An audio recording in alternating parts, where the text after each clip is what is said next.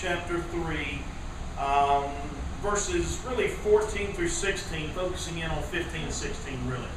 1 Timothy 3, verse 15. Now, obviously, we live in a culture that is changing rapidly. And you don't have to look very far to know that. When we were young, and I'm not as old as some of you here, but when I was young and when you were young, for the most part, our world had really been influenced by a Christian worldview. It's not that everybody here was a Christian, but the Christian worldview was so pervasive, we actually knew that there was a difference between right and wrong, for example.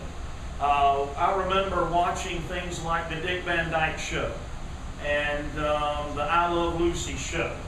And for example, Rob and Mary couldn't be shown in the same bed together. They had separate beds, if you remember that. Ricky and Lucy, the same thing. We understood that there was a difference between right and wrong. And yet today, not only is immorality tolerated, but it's promoted, and not only is it promoted, it's really celebrated, isn't it? So obviously we live in a rapidly changing culture.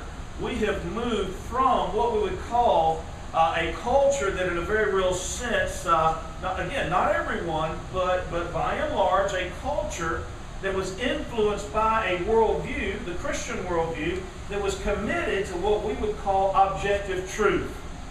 Truth that is the same for every person in every place at all times. It's truth that comes from outside of us.